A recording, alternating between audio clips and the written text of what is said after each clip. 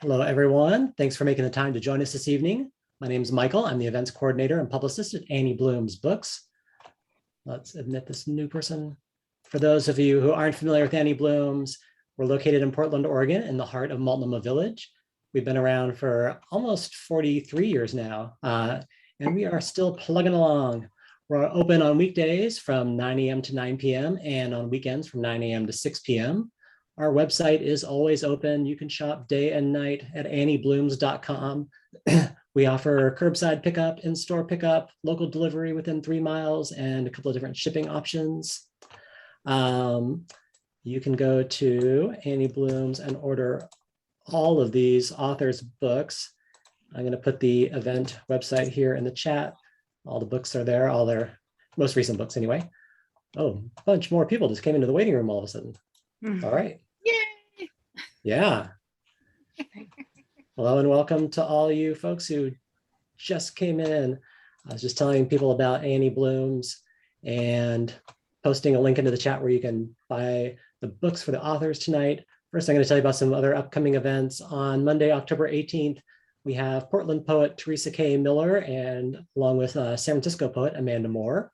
On Tuesday, October 26th, Portland author Carolyn Wood has a new memoir out called Class Notes, A Young Teacher's Lessons from Classroom to Kennedy Compound. Yeah, she was a teacher with the Kennedys.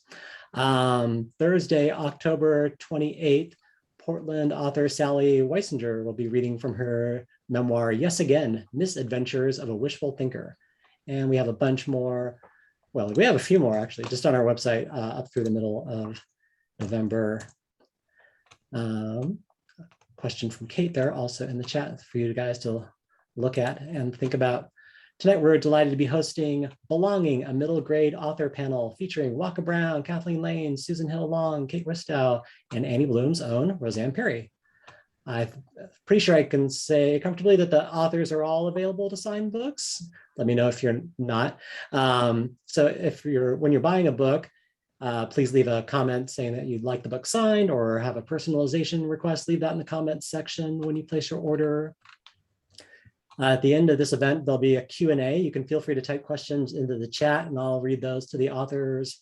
Or you can also pop up on screen and ask live on video if you dare. Let me tell you about some of these authors real quickly. Waka Brown's While I Was Away is an empowering middle grade memoir. Waka takes readers on a journey to 1980s Japan, where she was sent as a child to reconnect to her family's roots. We had a great event with Waka earlier. Kathleen Lane's Pity Party is an absurd, funny, and thought-provoking book perfect for anyone who has ever felt socially awkward or inadequate, according to Louis Sachar, the author of Holes. Susan Hill Long's The Care and Keeping of Freddy, which is brand new, is a sweet and funny middle grade novel about a young girl, her pet bearded dragon, and the friends who make her summer one to remember. Rosanne Parry's A Whale of the Wild, which is brand new in paperback, is an animal adventure novel that explores family bonds, survival, global warming, and a changing seascape. And Kate Ristau's Clockbreakers series is about a girl stuck in a Greek myth on an action-packed adventure with a mission to save her father and perhaps even save the world. So everyone, welcome, Kate. Thank you, Michael. And it's such a joy to be here at Annie Bloom's Books in virtual space. We all of us would agree that this is one of our favorite stores, and we're excited to spend some time with you today. And so for those of you all who are in the internet lands, feel free to take a second and go over to Facebook or Twitter or Instagram and post that you're at Annie Bloom's Books. We won't look at you weirdly while you're typing because it's always good to share the love with one of our favorite indie bookstores. So feel free. You got this. You can do it. We won't look at you awkwardly. Well, I'll look at you awkwardly, but it'll be unrelated to that. So we also have a question for you to think about over in chat. It's just where or with whom do you feel most like yourself? So that's something you can think about. And as you listen, we'll take some questions pretty much right after we read. We'll start taking questions from chat and from you, and we'll have some questions for each other. So get your questions ready. But we're going to start today with Kathleen Lane. Kathleen, can you share with us today? Sure, I'd be happy to. First of all, thanks everyone for being here. Thanks Annie Blooms, thanks Kate for organizing us. I'm just going to read the opening to the book. So this is an invitation to readers, invitation to all of you as well. You are cordially invited. Dear weird toes, crooked nose, stressed out, left out, freaked out. Dear strep throat, chicken pox, ate a moldy muffin, stepped in poison oak. Dear lost sweatshirt, dear lost dog. Dear didn't make the team, didn't get the part, didn't pass the test. Dear just moved to this town. Dear desperate to get out of this town. Dear missing parts, broken hearts, picked on, passed up, misunderstood, sitting alone. Dear ADD, ADHD, OCD, W, X, Y, and Z. Dear everyone, dear you, you are cordially invited. Come as you are. Help yourself to the cake. Spin your troubles around the dance floor. This party's for you. Thank you, Kathleen. Thank you for that invitation. It's absolutely wonderful. And Rosanne, can I pull the invitation over to you to have you read a little piece too? Sure. So one of the things that I love so much about my book is that it's illustrated, and it has all these gorgeous illustrations by Lindsay Moore, who's a marine biologist. And here showing one of the key features of orcas is that they are one of the few animals that share food with their families their whole life long. Not just, I mean, many animals feed their babies, but they feed each other in a pod their whole life long. And I thought that was pretty cool. So I was thinking about belonging in this book, and there are many sort of, I mean, the primary belonging for an orca is belonging to your pod. And in an orca pod, one of the things that makes them distinctive is that a mother orca, all of her sons and all of her daughters stay by her side their whole life long, which is pretty unique in the animal world, and something I found really touching and interesting, and it gave me a lot to think about. But part of what this book is about Vega and Deneb coming to understand that they belong not just to their pod, but to a larger community beyond that. And so this is just a little bit about that. And I want to turn my camera so that you can see the page, and I can see the page at the same time, because the art to go.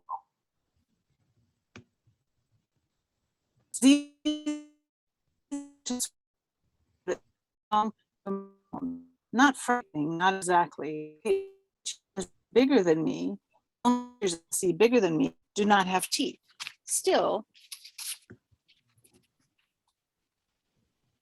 it is unnerving to breathe without my family rising beside me.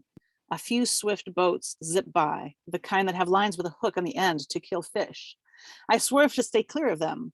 I zigzag, I dive. It is exhausting. I wish it was night and the boats would all go away. But then I hear another sound, a gentler sound. I stop and call on my memories. Could it be true? Are the longboat riders in the water today? I listen again for the splash and the swirling, so much like the sound a swimming bird makes. Each longboat has a beak in the front like a raven. I pop up for a look, and there they are, the longboat riders. Many of them. They travel in a line like geese in the sky. They gather every salmon season just like my own kinship. The old stories tell of a time when all the boats in the Salish Sea were as quiet as these. In those days, boats did not bleed poison. No one tried to capture orcas, and the salmon ran so thick and strong that not a single orca of any kinship ever knew hunger. There were so many fish that the rivers shone silver in the summer sun. So I'll just leave it there. And there's the picture of Deception Pass. And these are the longboat riders, are the tribes of the Salish Sea. who have in the past 20 years revived a tradition of voyaging in their longboats. And so I just wanted to celebrate that connection, because they have known orcas for thousands of years, and have lots to teach biologists who are studying them today. So anyways, there you go. That's perfect. And that's going to be a really great one to add on to our discussion in just a couple minutes here, because I love that, just the idea of the pod too. And so we got a lot to talk about there. So I'm going to give a little bit from my story that Jeannie Anderson over there very specifically probably asked for. So that's my mom. And this was in the very end of the Clockbreakers series. I'm going to do a total plot spoiler and read you the epilogue. Because I think, a lot of times I'll be like, I'm going to read from the first book, but y'all have read, you've seen. So we're going to, I'm just going to read a little bit from the epilogue. So Asterion is the Minotaur, and Daedalus, if you know the story of Icarus, he is the father of Daedalus, Daedalus is the father of Icarus, and Icarus falls from the sky. And so Asterion and Daedalus have become friends by the end of the book. So Asterion's the Minotaur. Asterion rolled open the door to the cave and stepped out into the bright desert morning. He still couldn't get over how well the automaton's new batteries were working, or how sunny it always was, right when they needed it most, even in the middle of the night. He reminded himself to ask number 1 how that new arm was holding up, and whether Hand would be rebuilding the west wall. There's always so much work to do, but finally, he felt like they could take it at their own pace, rebuilding Minos' castle and creating a labyrinth that wasn't meant to trap them, but rather was meant to save them, to be their home. He lumbered his way down the path, past the benches and the carved walls to the stone table. "How are you doing, you old ox?" Daedalus asked. The inventor was always the first at their breakfast table, no matter when Asterion got there in the morning. Daedalus brewed the coffee and Asterion made the bread. It was the perfect start to the day. "I'm a minotaur," Asterion grumbled, "not an ox." "Good," Daedalus said, and Asterion saw that his silver eyes were shining. "Because there is someone here to see you." Daedalus pointed past the curved wall toward the carved sandstone fountain. Asterion's brow furrowed, and as he walked, his feet lightened, his head lifted. He turned the corner, his eyes widened. "Ariadne," he said. So it's interesting because I think in so many stories we have what's going on with the side characters, and that gave me a chance to show that Asterion finally gets to see his sister Ariadne. So that was why I chose that little piece today. And next up we have Susan Hill Long. Susan, can you share a little bit for us today? Yes, I'd love to. Thank you, Kate. So this is the cover of my book, and I'm just showing it because it actually hasn't released yet. It releases on the 19th. Supply chain issues. And that's the back. The 3 main characters, the 3 friends. I'll just read a little from the beginning.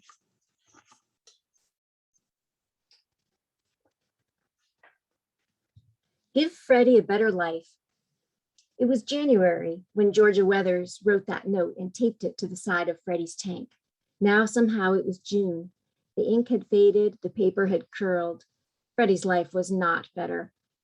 And if Patty Van Winkle just said what Georgia thought she said, then things were about to get worse.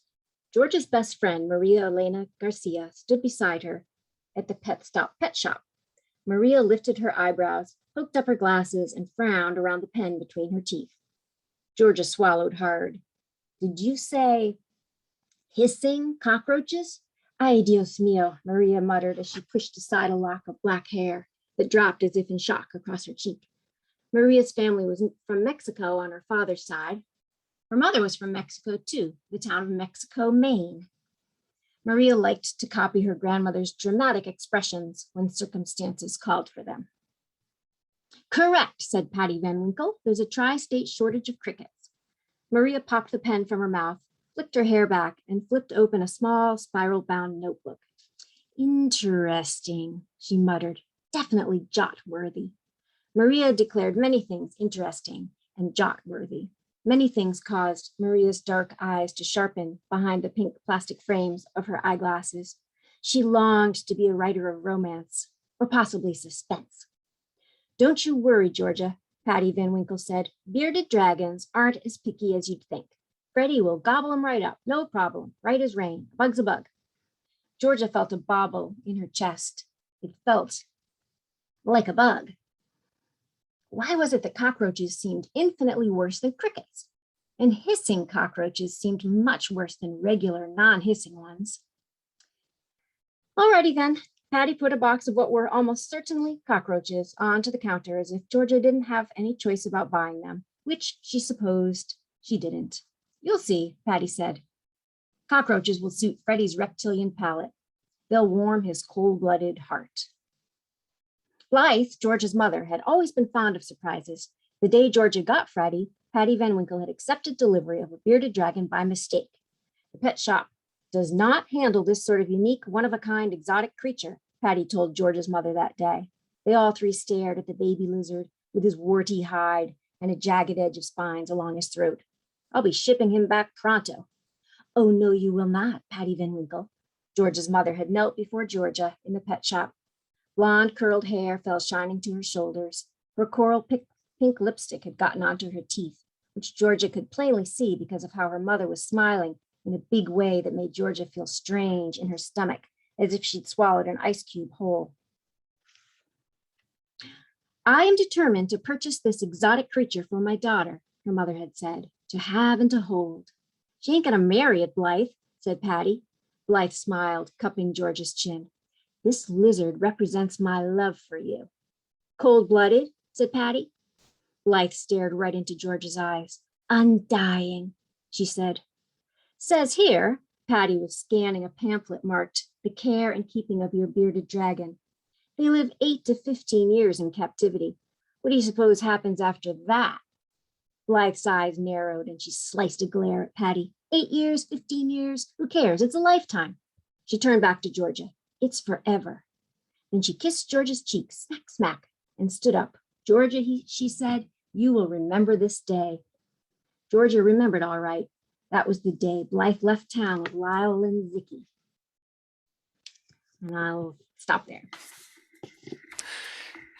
Thank you for the interesting and jot-worthy ending. We want to read more, so we're going to read more, and it's coming out very soon. So, and y'all, you can get it from Annie Bloom's, and Susan can sign it for you too, which is great. Next up, we have Waka. Waka, would you mind sharing a little bit with us too? Sure. I'll be reading a little bit from my memoir while I was away, and I think you can kind of see the cover here. The cover illustrator is actually Tracy Subisak, who is a Portland-based writer and illustrator. And I love how it shows like looking both ways because in terms of the theme of belonging, this book is pretty much about that and finding where I belonged. And so the part that I'm going to read for you today is pretty much in the middle, kind of my halfway point where I'm on summer vacation with my cousins and I'm having a great time, but I'm kind of contemplating kind of my American life and my Japanese one. So here we are at the beach. Waka-chan, come on. As soon as we finish our homework, we can go to the beach. The excitement in Maki's voice reminded me where I was. I wrote as quickly as I could in my journal. August 9th, in the 59th year of Emperor Showa's reign. It's hot today, about 40 degrees Celsius. I ate breakfast. There, done, time for the beach. And this is an actual journal entry, sadly. Our feet kicked up dust from the road and the sun beat down our backs for what felt like an eternity. It was only a mile. We heard the dull roar of the ocean before we saw it, and when we finally caught sight of the waves, my cousins and I ran toward them. Want to dig for clams? Hina shouted. She pointed at the little holes dotting the beach. These are clam holes. We didn't bring any shovels, so we scooped up the wet sand with our hands. We dug as fast as we could before a wave came and filled up our efforts. When they did, we laughed and dug again. Sure enough, one handful revealed a dozen tiny clams that were pale gray with a lavender tint. We squealed in celebration and squealed again when the clams tried to escape, pointing their narrow edges down as they burrowed back into the sand as quickly as they could. Working together, we caught more than a dozen. Where should we put them? I yelled. What? The sound of the surf pounded in our ears. I asked again. Maki pointed to our sandals. We set them there, far from the water, no chance of them getting away again. Another reason I loved the beach was that language, kanji, kasuri no monpe or kasuri no monpe, whatever it was, these are Japanese terms I had trouble with, didn't matter out here. Only the mighty ocean did. The ocean I flew over months ago, I now waded in, splashed in, played in. The cool water and white sea foam bubbled and swirled around my waist. Across this ocean was my old school, Annette and Chris, my family. I wondered how they were. I wondered if they ever looked across the wide Kansas fields and thought about me. The waves that crashed before me pushed me toward the golden sands of the beach. I turned my back on the ocean and thought about everyone who was here for me in Japan. My cousins, aunts, uncles, Reiko, who's a good friend, and Oba-sama, which is my grandmother. When the waves retreated to the ocean, they pulled me away from the shore. Over and over the waves crashed and pushed, retreated and pulled. If I stood here long enough, where would the ocean's tug of war leave me? So that's where I'll end it. I love that scene, and I love seeing how all of your characters interact too, and that's going to be a lot of what we talk about today too. So before we dive into our discussion, Kathleen, could you give us one more little poem to get us started? Sure, I'd be happy to. By the way, you all, such beautiful passages that you read. Wish we could all put on our pajamas and listen to the whole books. So good.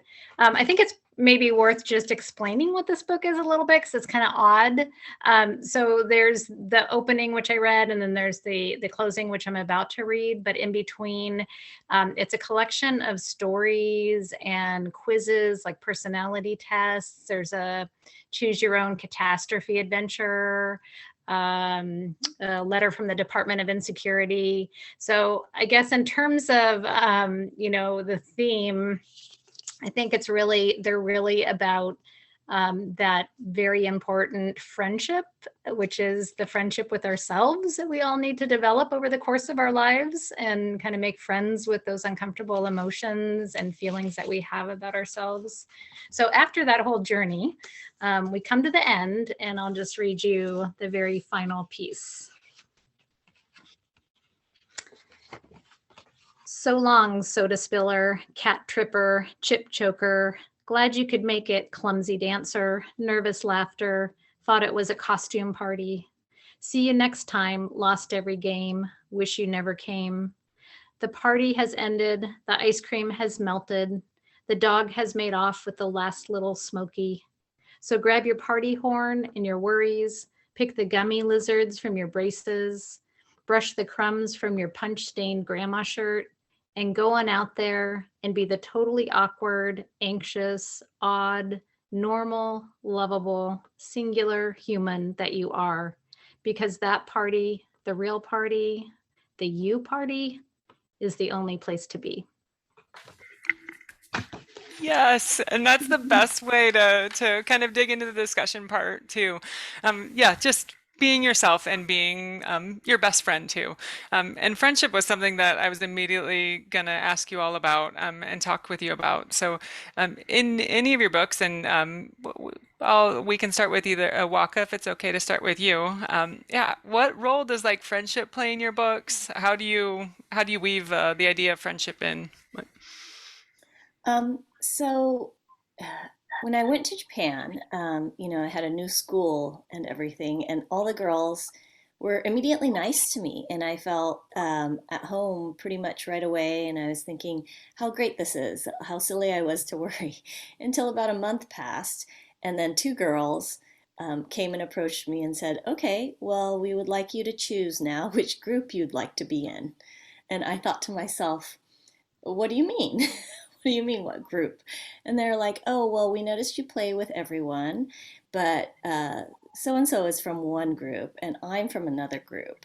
So, you should choose." And I was like, "So does that mean I wouldn't play with anyone else from other groups anymore?" And they're like, "Yeah, basically." Mm. And so my best friend, though, was a girl who lived kind of catty corner from me. And we would walk to school together, but she was in a different class entirely. And I was like, well, I still like walking to and from school with her. Can I still be friends with her, and they're like, that's a little weird. So I remember struggling with those social dynamics quite a bit, because the person who was my best friend wasn't even in my class, and they were saying that I couldn't be her friend anymore, but I had to choose a friend group in that class. So I ended up not. I ended up choosing a group that didn't work out, and then I just kind of was a free agent for the bulk of the time there. But then I had my good friendship with the girl I walked to school with, and to me that was enough. I was like, I'd rather have one true friend who I can trust, and I know I don't need to worry if she likes me or not, and rather than like a group of a bunch of people who I didn't really connect with at all. So. Yeah, I think so many of us are just trying to find our place, right? And that idea of, yeah, where you're like, oh, a group wants me, but I have to choose one group. Like, what do I do? Like, and Sue, Roseanne, Kathleen, did you deal with friendship in different ways in some of your books? Well, I'm dealing with animal characters, so friendship is a little bit of a different thing. But one of the things that they come to understand, and one of the things that was interesting to me sort of culturally about orcas, is that there are like 3 different tribes of orcas in the Pacific Northwest.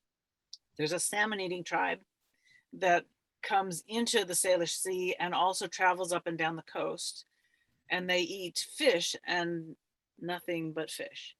And then there is, occupying that same area, there's a mammal eating group of orca, and they eat seals and sea lions and other whales, and they never eat fish.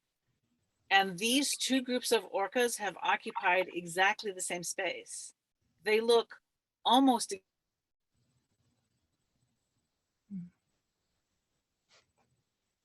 exactly identical. They have not intermated with each other in 20,000 years, which is like shocking to me. And one of the reasons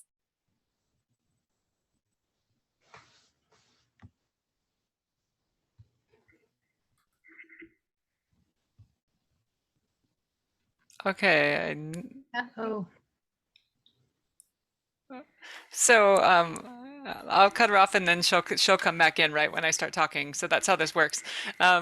So Roseanne, as you're noticing, is also in her research mobile, and she's out doing some research. And so you can see in the background, if you follow Roseanne at all, she does a lot of research to support the things that she's talking about in her books. So that's where you see her right now, and she's frozen at the moment, but she'll be back. This we know.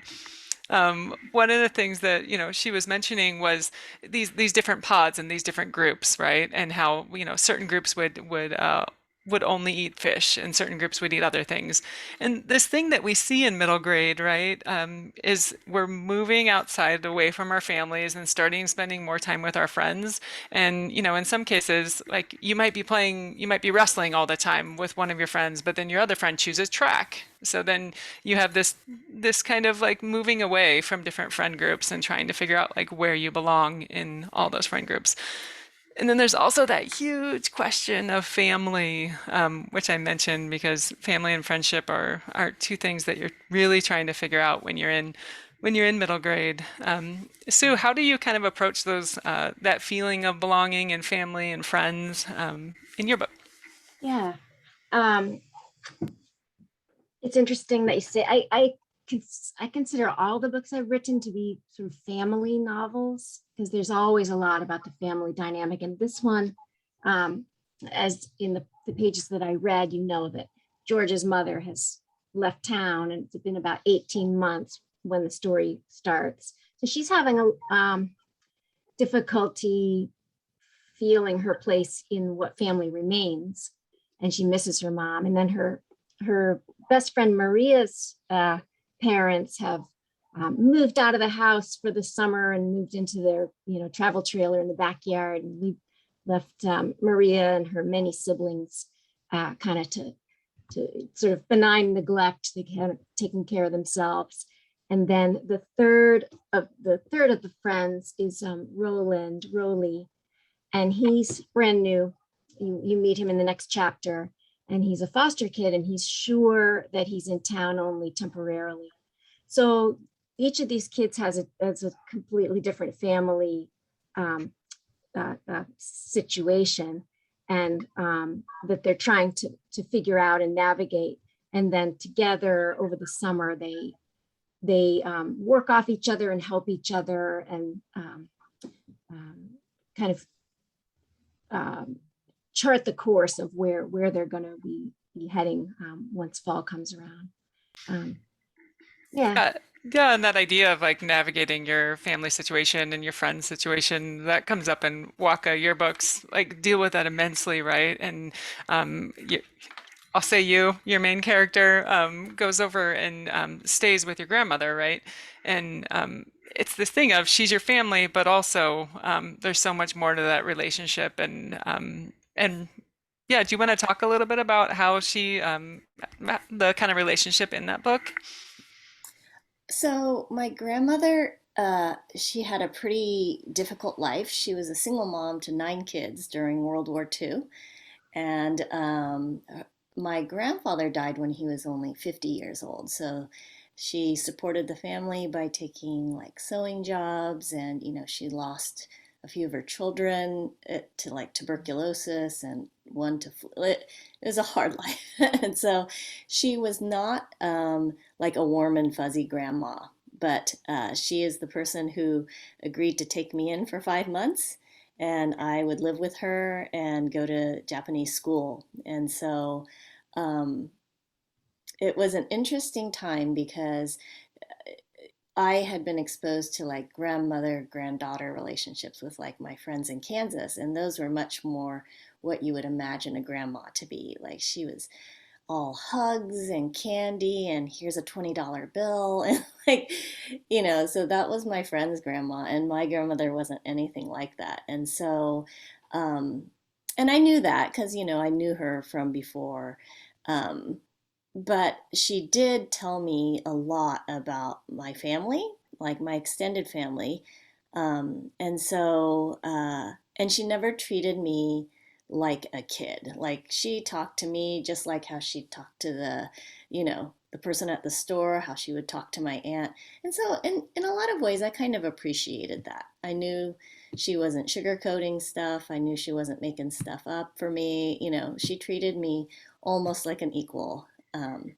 So, yeah, there are all sorts of family relationships, I guess. And that was one of the things that I did want to highlight in this book, because even in the writing stages, I think I felt a little pressure to make it a little bit more Western family style. Like, can we throw in a hug here? And I'm like, no, we can't. It's not, this is not how our relationship was. And it's not how a lot of Asian and Japanese families are. They're a lot of families are just not very physically affectionate. So it was a book that tried to show, like, here's a different type of family, and it's not bad, it's just different. Yeah, and there's even like two moments in your book that stood out to me where one where you and grandma are eating noodles, right? And slurp, slurp, slurp. And there's this good feeling to it. And then later on when they're sipping tea, sip, sip, sip, and it's way more formal. So there's these moments where you want it to be, like the hugging, the happiness, but you don't get it because sometimes there's not those moments of hugging and happiness. Like, Well, so I and thought, that I really appreciated about it, Waka, is that there isn't one correct way to be a family, right? My grandfather lived with us, and he was from Germany, and he was very, he had been orphaned when he was 17. He raised his sisters himself, and he was a very stiff person. He didn't know how to hug people, right? But he didn't not love me, Right. but some of our interactions were rough, man. Yeah. They were not easy, but there were some things that I learned in the sort of roughness of that relationship there were some super valuable things that I learned by it, and I wouldn't have changed that or him, right? Because that's a part of his life, part of his culture, and so, you know what, the thing that I learned that I thought was the most valuable is that you can't ask somebody to give you something they don't have. Right. Right? You can only expect people to give you a thing that's theirs to give, and that was worth learning. Yeah, I agree. I guess that's why, like a demand's like, give me a hug. I'm like, well, you know, do you want it to be a sincere one? Like, it's just kind of funny to me Yeah. because, like, I don't think that's the only way to show you love someone. I Mhm. feel like in my family, for instance, my mom, Mhm. she makes me food, and she knows what kind of food I like. And when I was pregnant and I couldn't have sushi, she like put together this thing that was like the next best thing. And she knew I missed raw fish, but she put together, and that was her way, and I understood it. I think when you start putting like a different culture's way of determining love on another, then you have the danger of making people think, well, maybe they don't love me because like people are telling me that, and Right. I didn't want to change any of that in the memoir because I was like, no, this is how it was, and it's a different type of family love. Yeah. And I think I have observed anyways in the schools that I have visited in the last 5 years that they're a little bit more accepting of kids' need for personal space and not. And so kids will be like, you can hug me, or I like to shake hands. Like they encourage kids to say freely what it is that's a comfortable level of affection for them. And I'm like, oh, right on. That's a long time coming. Yeah. And I love that because it's wise and helpful. And so, yeah. Yeah, I think you're also making room for, kids to also bring alternative experiences, of family, of friendship, kind of breaking down this idea that here are the good experiences and the bad experiences, or the good families and the bad families. So I really appreciate that you have brought that message, and, I think we need to whack away at those ideas, those strict ideas. And I remember, Kathleen, even reading that in The Best Worst Thing, your other book, that just that idea of how we deal with situations and these expectations of how we're going to deal with something. And your characters like repeatedly didn't do the thing I was expecting, but then it was kind of untraining myself too to think about, well, how would a kid, how would a student, how would anyone else like react in this situation? It's not always the thing that you expect. Yeah, I know some readers were kind of upset that the parents don't get back together, but for a lot of young readers, that's their reality, their parents are divorced at the beginning and the end of the book. So that felt important to me. Mm-hmm. And that's that real family, like, yeah, that what are kids really experiencing? What are kids' families really like? What are our families really like? And Rosanne, you were talking about before we lost you, and then while you were gone, we actually talked about how you're in the research mobile doing research. But one of the things that I wanted to hear from you a little bit more about was about the pods, right? Like, and because I think we have this idea of family and experience, and I kind of was thinking about like, Waka leaving her family and going out and meeting a new family and making new friends. And what were you kind of discovering as you were doing your research on whales? Well, I was learning how there are 3 different kinds of orcas in the Pacific Northwest. There's the salmon-eating kind, there's the mammal-eating kind, and then out in the deep ocean, the kind of orcas we know the least about because they are sort of out there on the blue wilderness, who eat, we believe, sharks and squids, probably is their primary diet. And but they look almost exactly the same. But they again have become genetically distinct, and so there are orcas all over the world, but each one has a specialized hunting strategy, And so that group that has the same hunting strategy sticks together, makes family groups together. And as they do so, they have become more and more genetically distinct from each other. So, so that's interesting to me, right? How can you look so much like a creature and yet not be able to understand their language? That's pretty amazing.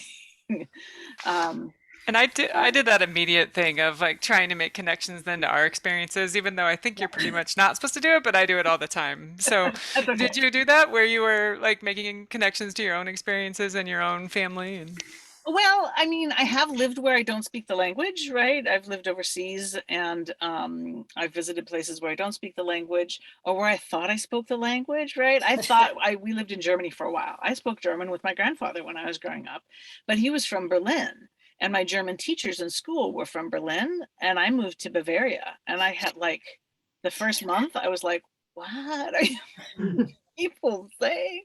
I don't understand you, because they have, it's in southern Germany, so there's lots of little Italian words in there, and there's some sort of French words in there, and there are little expressions all their own, and it took a long time to really figure out what was going on. And the thing that helped me the most there was that I had a newborn, and so as you know, when you have a newborn, no matter where you are in the world, people ask you the same 10 questions. And once I realized, I was like, oh, they're either saying, what is the child's name? Is it a boy or a girl? And then it was like, because it narrowed down the parameters, I eventually figured it out and went, oh, Bub oder Mädel means boy or girl, which I would think would be Junge oder Mädchen, is what I learned. But in Bavaria, they say Bub for boy or Mädel for girl.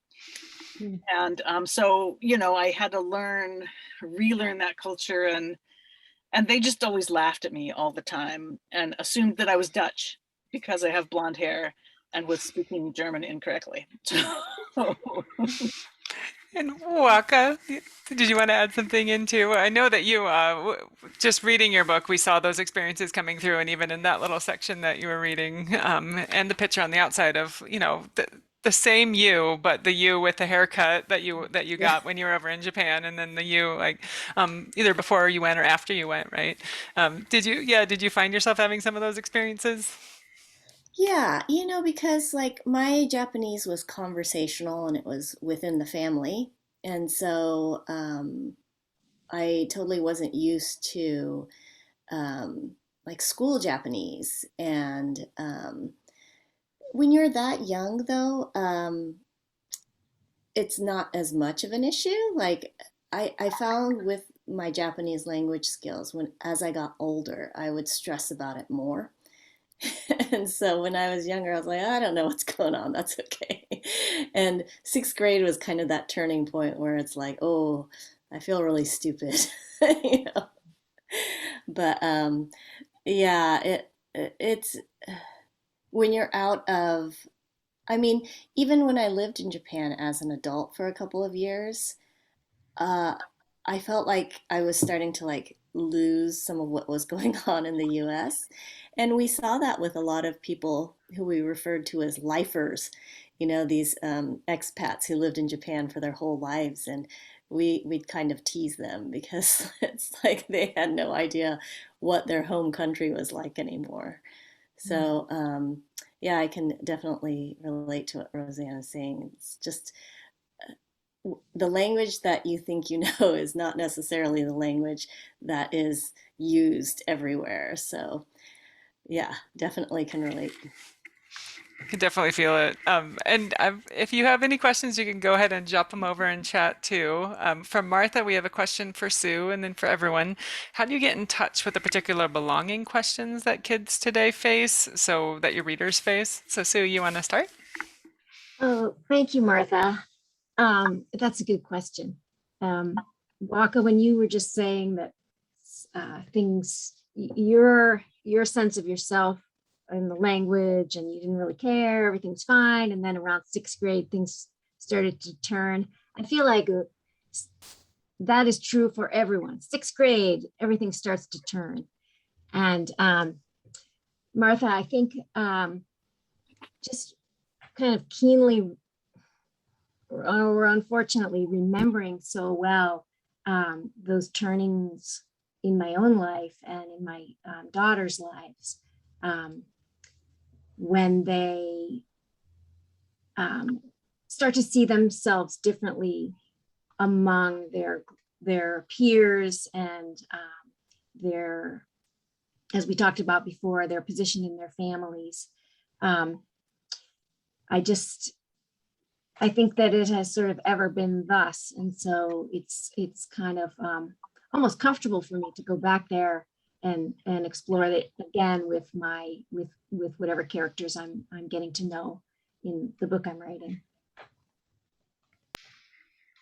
And Rosanne, Kathleen, what about You you? know, I was just thinking as you were saying about that age 12, it's interesting to me that age 12, 13, 14 is a time when many, many cultures around the world have a big belonging ritual, right? It's a time when confirmations take place and bar mitzvahs, and many, many cultures have a sort of a coming of age ritual at that time. And I think it's baked into so many cultures because that's the time in your life when you're like, do I really belong? Where do I really belong? Right. And people are wanting to say, buy into this culture, buy into this faith, buy into this life experience.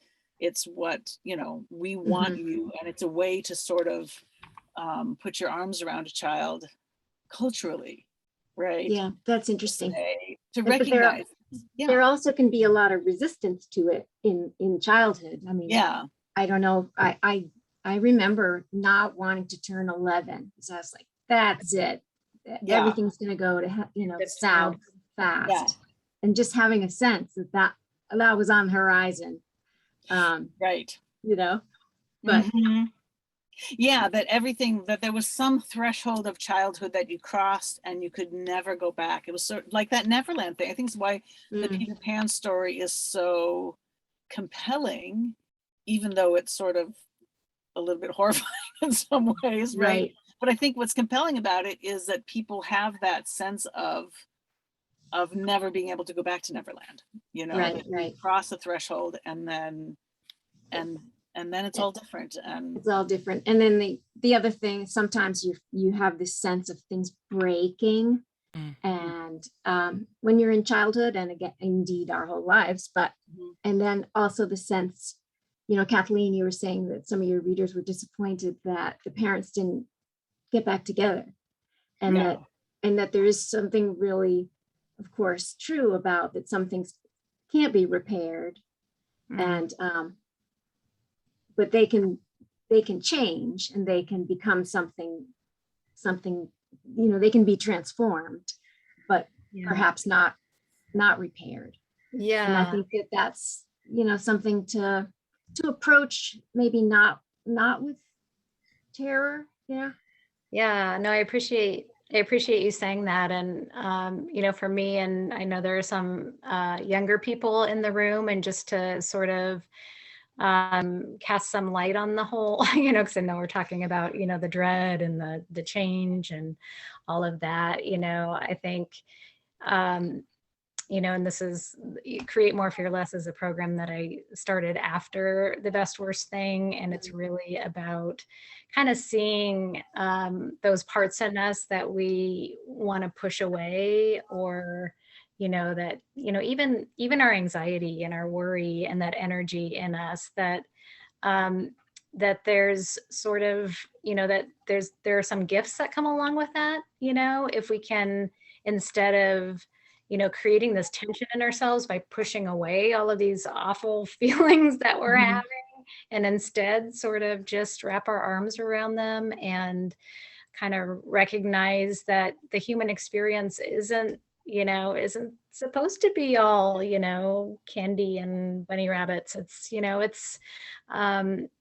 all have our moments of feeling really awkward, really, we're all weird, we're all weirdos, and we're wonderful weirdos.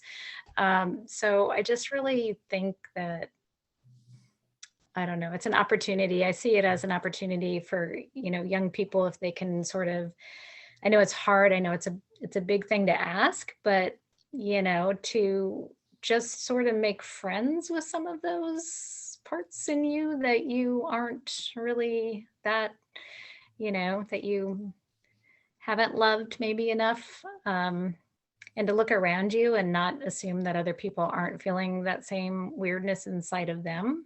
Yeah. You know, we're all kind of feeling it, and it took me 50 years to make friends with, you know, that inner voice. And so I'm hoping that I I can get there quicker. I heard Roseanne. yeah. Was that Roseanne? Oh, I was going to say, I've been really grateful too in my own children's life, in that transitional space, in that 11 to 14 space, that they have had good people in their lives besides their mother, who have been able to help them have a vision for themselves on the other side of childhood. Like my daughter's choir teacher, who said, yes, you are going to lose your child voice, that beautiful, light, flute-like voice that children have when they sing, that there's nothing in the world like it. And yes, you're going to lose it. And that is sad. And it's okay to be sad about it. But here's what you will gain. You will gain lung volume and strength and range and depth and all of these things. And like to help them go, it's okay to mourn that loss. Or the dance teachers that my children have worked with who've said, yep, you're going to lose some natural flexibility in the process of puberty. That's one of the things that you're going to lose. But here's what you will gain. You will also gain muscle volume and height and strength and maturity and an ability to memorize a longer piece, like all of these things. And so I have loved that for my children, is to have, and I think books can do that for children too, to say, yes, childhood means saying goodbye to these things, but it also means saying hello to these new and different ways that you will be a human in your lifetime. And so at least I would hope. And I love that idea of like things are going to change, but you're going to change too, and you're going to become the best version of you. Like, and that's that thing that we, see in each one of y'all's books, is that like there's these characters that are like transforming and becoming, and they're becoming something different, and they're going through these changes. And on the other side of them, they're better for having gone through them, but man, sometimes that stuff stinks. Like you go through it and you get to the other side and you're better, but you still got to get through it. And Waka, I saw it like reading your book where we see your character go through so much, like, and you picked that moment in your life where just everything like kind of gets changed and uprooted, and you come out different on the other side of it, like. And so did you feel some of that like when you were writing? Like was that why you kind of chose that moment?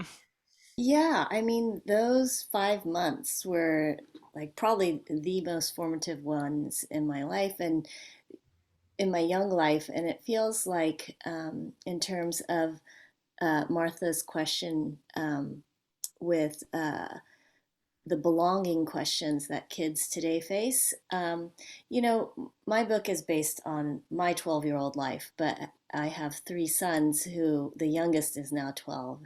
And I see similar types of the growth and the change and the friendship breakups and the new friendships that form, and the pain that kind of goes with that.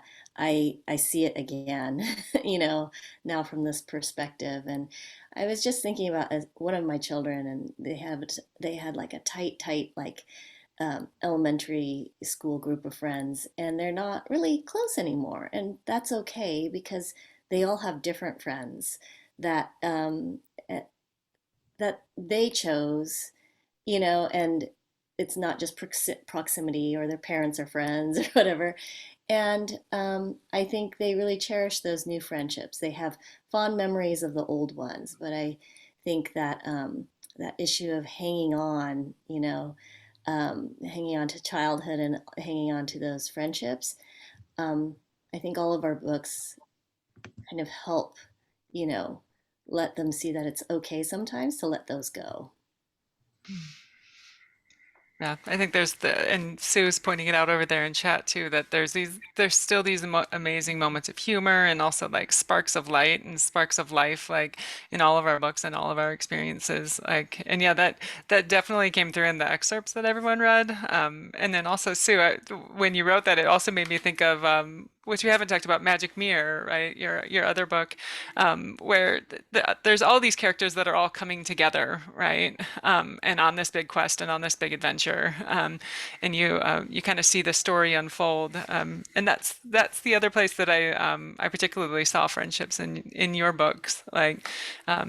So how do you fit? Do you think things like have changed for you and how you think about like friendships and belonging, like over the years since that book? Not really. I love what, the twisty turny layering type of stories where there there's sort of an inevitability of where everything finally connects between the different storylines and the characters, but that my hope is that there's still some surprise. I mean, I get surprised when I'm writing, but I love that kind of way.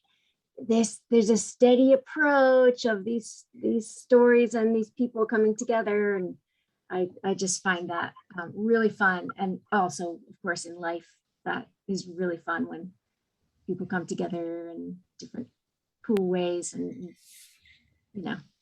And amazing things happen. yeah. Okay, so we have just a couple more minutes. So if anyone has any more questions, you can put them in chat. Kathleen, I'm gonna bug you though. Like if we have, kind of these as kids, as adults, like if we have these questions about belonging or like what can we do or how do we feel about this, or if there's these moments of insecurity, you have some advice, right? Please. I do. Kate, I was going to put you on the spot and say we haven't really heard enough from you in your book. Excuse me, just let me read for a second. Okay, you give advice and then I'll say something. Oh man. I don't know that, I don't know, a lot of the work that I'm trying to do through the book and through the program is about accessing your own wisdom. That ultimately it's about kind of knowing yourself more deeply. And again, the central story of the book is a story called The Voice, and it's a relationship between Katya, who is at that transition age, and that's the age when that voice gets really loud in all of us, And so, in the beginning, that's a real antagonistic relationship with this voice in her that's telling her that she doesn't look right, that she can't dance, that she's saying stupid things. And gradually she begins to, quietly sort of, push against that. And then her voice gets a little bit louder and louder until she's able to sort of stand up to that voice. And I think that, it's just a long journey. It's not there's no quick fix for those awkward feelings that we all have. But, if we can just sort of be a little more compassionate and friendly with that inner voice, I think that we can begin a new kind of relationship and begin to tell new stories about ourselves, that eventually kind of will stick, creating new neural pathways that are rooted in our strengths. I love that. Like the idea that like you're the coolest you, like that you're the best you. And that's, you mentioned just my own books, and I have my new book that's going to come out next year is Wild Wings, and it's a kid really dealing with like his mother's death, but at the same time he's going through this like amazing adventure. So like there's all these, like he literally gets wings, so you get to go through this amazing adventure and have all these things happen, and that's what life feels like, is there's all of these like great possibilities, but then there's also everything we're bringing with us and everything we are and everyone we've been, and everyone that's coming with too. So I love that, and I love your advice of like, be you, be the best you. Right. So it is time for us to all curl up with some good books and get ready for bed.